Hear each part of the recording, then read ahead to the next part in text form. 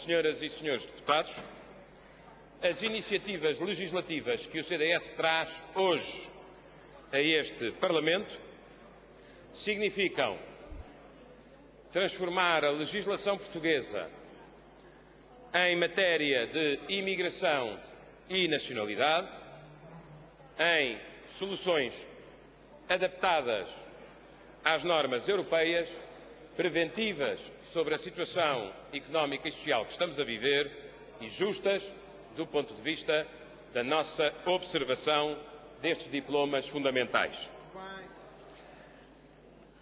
O meu colega Nuno Magalhães apresentará o projeto relativo à Lei da Nacionalidade.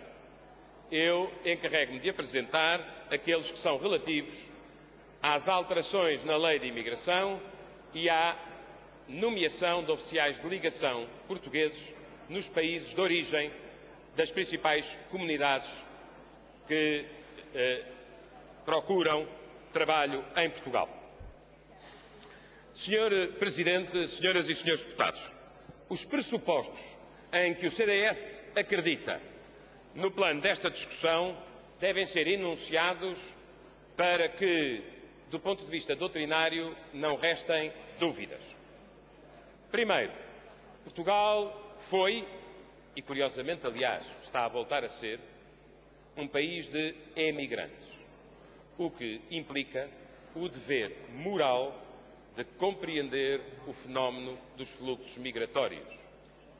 E um facto simples, inteiramente explicável, que é o de quem pretende procurar sociedades que lhe deem mais oportunidades. Em segundo lugar, nós entendemos que uma política de imigração controlada e escolhida é uma oportunidade para o país, para a sociedade e para esses imigrantes. Uma política de imigração descontrolada rapidamente se transforma, não numa oportunidade, mas num problema para o país de acolhimento e para o cidadão que nos procurou. Em terceiro lugar, o país, no caso Portugal, deve acolher os imigrantes que pode integrar. Não deve prometer aquilo que não pode dar. Isto significa ter rigor no controle das entradas e ter generosidade nas políticas de integração.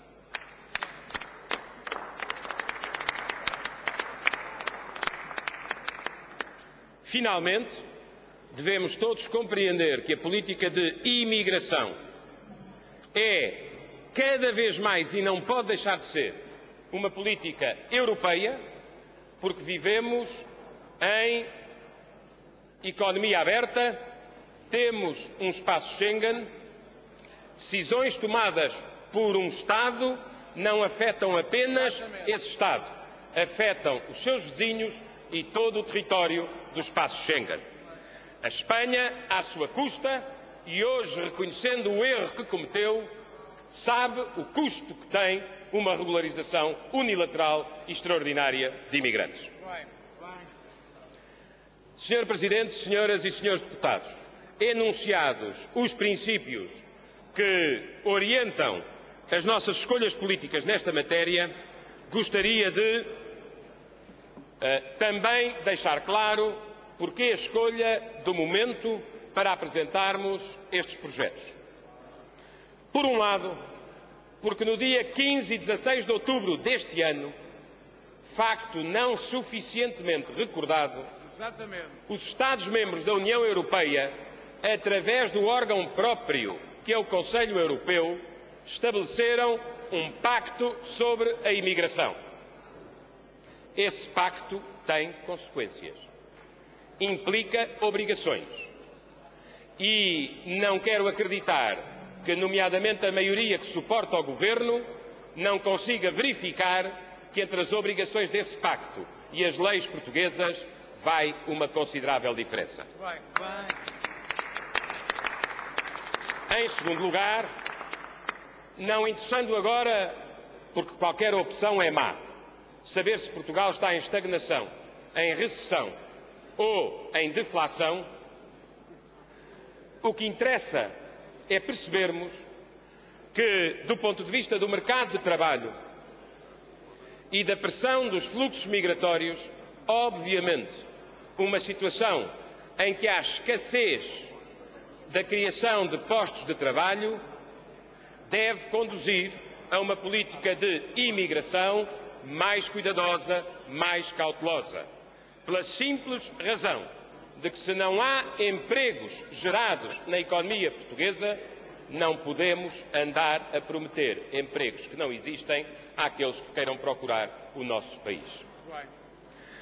Mais acresce a este facto a circunstância de o governo português anunciar um ainda não suficientemente explicado programa de obras públicas que implicam contratação de mão de obra e, evidentemente, isso tem consequências na política de imigração, e estes assuntos devem ser debatidos com frontalidade, e de, por outro lado, aqui ao lado, na vizinha Espanha, a crise ter atingido tais proporções que, ao contrário do que o CDS propõe, o governo socialista espanhol está já a financiar generosamente o retorno de imigrantes aos seus países de origem. Não é necessário aplicar soluções extremas. Basta considerar e ter a coragem de aplicar soluções controladas e razoáveis. Acresce, Sr. Presidente, que o CDS entende que, nesta matéria, as leis portuguesas não são suficientes, nem estão adaptadas. Desde logo porque não contratualizam a imigração. Mas, acima de tudo, porque facilitam objetivamente a exploração de seres humanos e o tráfico de promessas de trabalho que não existem. Na medida em que, em vez de se exigir uma promessa de contrato ou um contrato de trabalho, se exige apenas, para obter o visto competente, uma manifestação de vontade individualizada da entidade empregadora, o que, para além de carecer de valor jurídico, obviamente se presta a todas as fraudes e a todos os abusos, em que a parte fraca é sempre a do cidadão que nos procura atrás de uma miragem que afinal não existe. Depois, porque as leis portuguesas, na versão socialista, dificultam a gestão dos fluxos migratórios. O contingente ou a definição das oportunidades do mercado de trabalho ou a cota deixou de ser imperativa. O que significa que, neste momento, nenhuma instituição portuguesa que tenha competência de realizar políticas públicas equilibradas sabe quais são as ofertas de trabalho pertinentes que podem oferecer-se no próximo ano aos imigrantes que procurem o nosso país. E, ao não sabermos qual é a oferta, não seremos capazes de adequar e controlar a procura de uma forma justa. Finalmente, abriu-se uma válvula perigosa, pouco responsável, na nova lei de imigração, que permite, na prática, que uma autorização de trabalho seja dada sem visto válido, repito, sem visto válido, com um atestado de entidades terceiras e sem controle prévio por parte do Estado português. Daqui resultou, como toda a gente sabe, embora a maioria tenha dificuldade em admiti-lo, o entupimento no ano passado dos serviços estrangeiros e fronteiras, com mais de 50 mil pedidos inopinados e súbitos. A necessidade de recuarem face ao erro que tinham cometido. Mas já lá vão 16 meses e já lá vão 16 mil autorizações concedidas. As propostas que o CDS faz, Sr. Presidente, disciplinam-se e organizam-se da seguinte maneira. Nós entendemos que a imigração deve ser um contrato, não um mero ato administrativo que oferece direitos. Um contrato expresso pela vontade das duas partes, um ato de confiança entre o Estado português e o cidadão imigrante que o procura. Confere direitos, com certeza, mas também implica deveres. E é dos deveres que, curiosamente, quase nunca se fala. O primeiro dever é o respeito escrupuloso pelas leis portuguesas. O segundo dever é o da aprendizagem, ou a disponibilidade para a aprendizagem da língua portuguesa como fator de integração. A imigração como contrato vai existir em Espanha, já existe em Itália, já está estabelecida em França, já está em vigor na Holanda, já é regra na Áustria e eu podia continuar o enunciado dos países, não esquecendo o Reino Unido. Não são certamente países xenófobos nem países racistas. Limitam-se a procurar soluções razoáveis. São nossos colegas na União Europeia e são Estados de direito democráticos. A imigração deve ser um contrato que implica o cumprimento de deveres e, naturalmente, a oferta de direitos.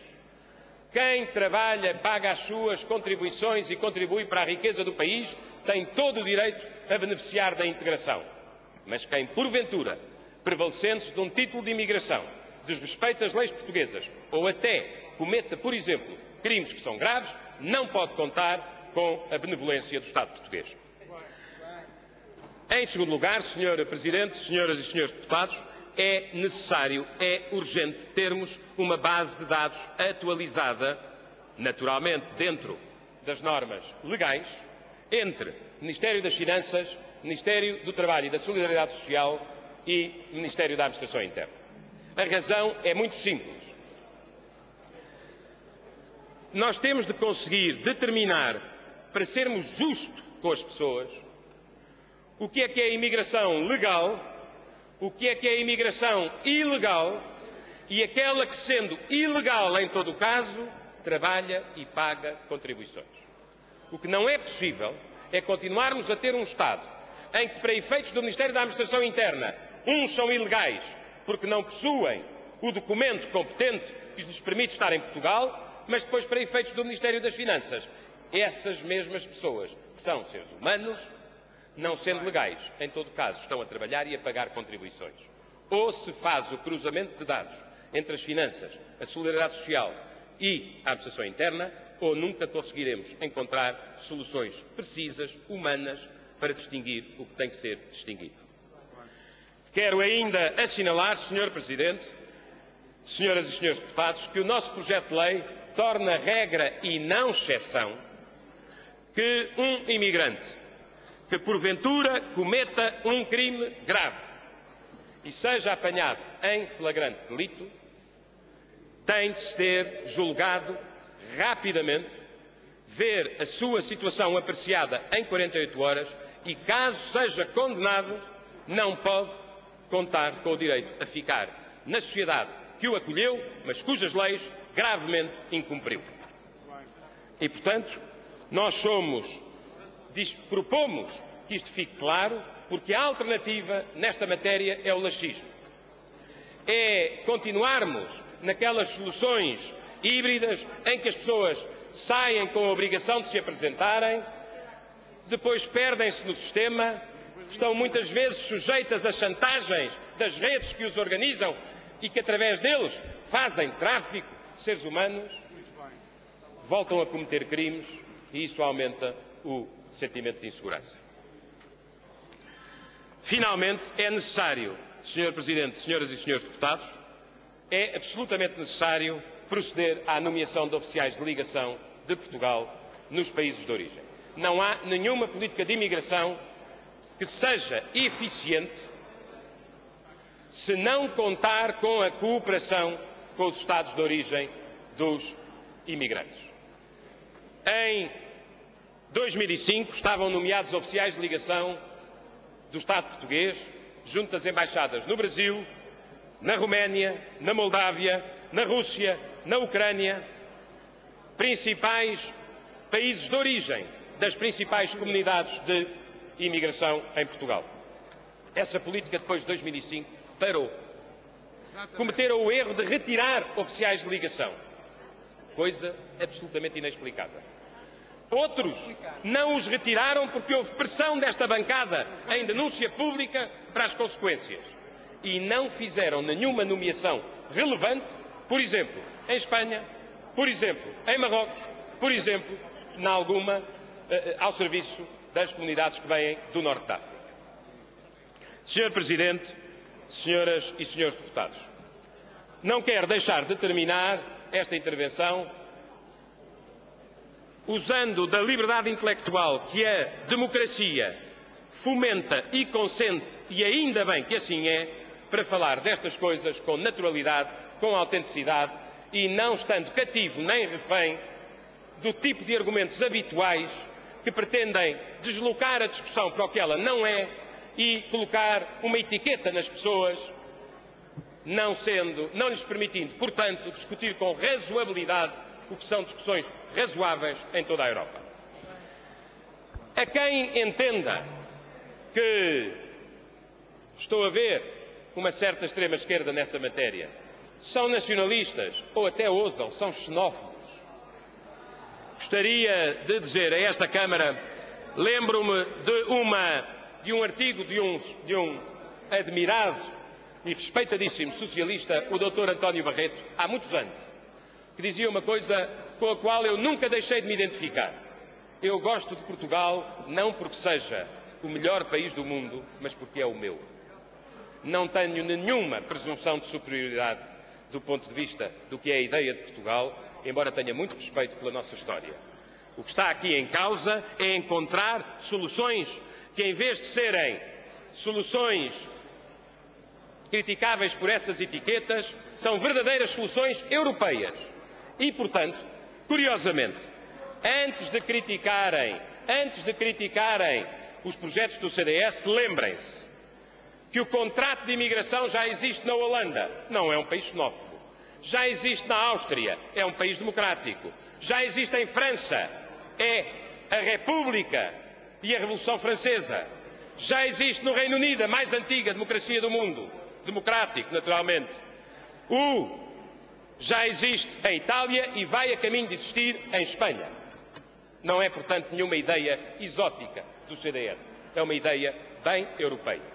Segundo, quero chamar a vossa atenção para as conclusões do Conselho Europeu de 15 e 16 de outubro, onde estão todas as principais ideias que o CDS aqui apresenta.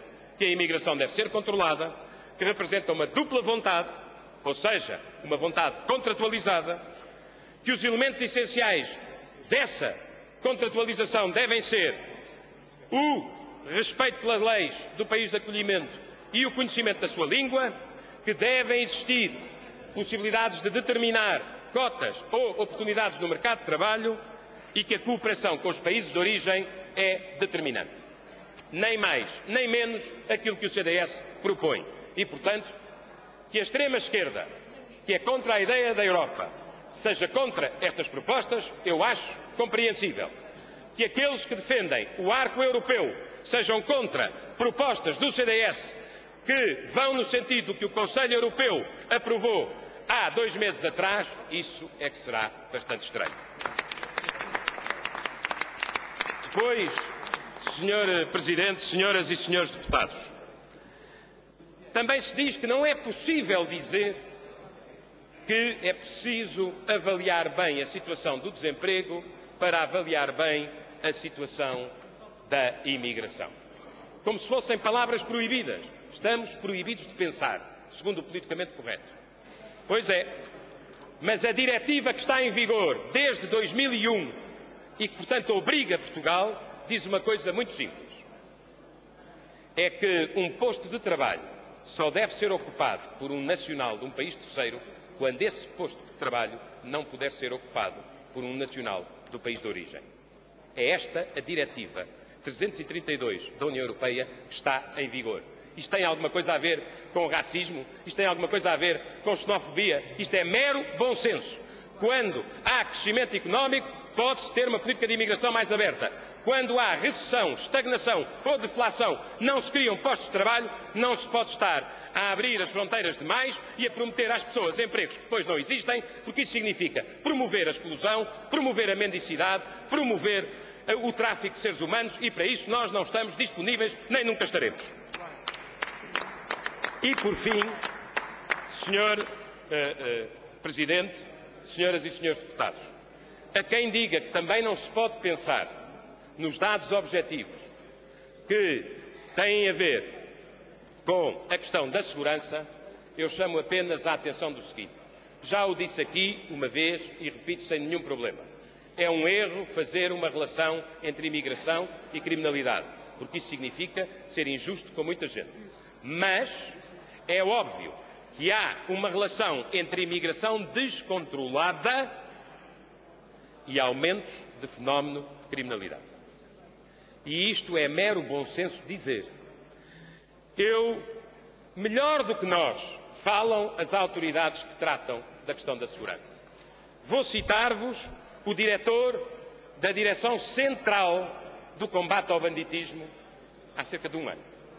Cito, cerca de 50% dos detidos pela DCCB este ano é estrangeiro. Estamos a falar de criminalidade violenta. Não é o CDS que o diz, é a Polícia Judiciária. Vou também dizer-vos outra coisa que é um apelo à reflexão de todos. Portugal tem uma população imigrante que não chega aos 10% do total da sua população ativa. Mas está a acontecer uma coisa nas prisões e nas cadeias portuguesas que é altamente preocupante. É que o número de estrangeiros detidos está a aumentar significativamente. Há 10 anos, nas cadeias portuguesas, havia 10% de estrangeiros. Este ano, nas cadeias portuguesas, há 20% de estrangeiros. Quem não quiser ver a evolução do fenómeno, que ignore, que faça de conta. Mas ele existe e é preocupante. Mais, vejam as estatísticas oficiais. Metade dos crimes de tráfico de droga com condenação, repito, 50% dos condenados por tráfico de droga e que já estão presos são estrangeiros. Mais, desafio qualquer membro desta Assembleia a provar que não é verdade que na criminalidade violenta do ano passado, trabalhada e detectada pela Judiciária, mais de 40% foi cometida por estrangeiros. Estou a falar de criminalidade violenta. E, portanto, quem não queira ver, que não veja. Quem não queira perceber, que não perceba. Quem esteja refém de complexos, que fique refém de complexos. Para defender a imensa maioria dos imigrantes que estão em Portugal e que não cometem nenhuma ilegalidade e que trabalham e pagam as suas contribuições, é preciso que a lei portuguesa separe bem o trigo do joio. Promova a integração daqueles que contribuem para a riqueza de Portugal, mas não seja condescendente com aqueles que se prevalecem de um título de imigração para cometer um crime em Portugal. Estes são os números, estes são os dados. Pode um Parlamento, pura e simplesmente, recusar-se a ver o problema. Nós entendemos que ele é relevante e que deve ser atalhado. E é por isso que nós entendemos que o contrato deve prever expressamente o respeito pelas leis portuguesas. São soluções razoáveis, são soluções europeias, são soluções de um Estado de direito democrático, são soluções que promovem a integração de quem tem direitos, porque aqui trabalha e contribui para a riqueza do país, escolhe e, obviamente, controla as admissões num momento de recessão ou estagnação ou deflação da economia e garante ao país soluções humanistas e soluções seguras. Tenho dito.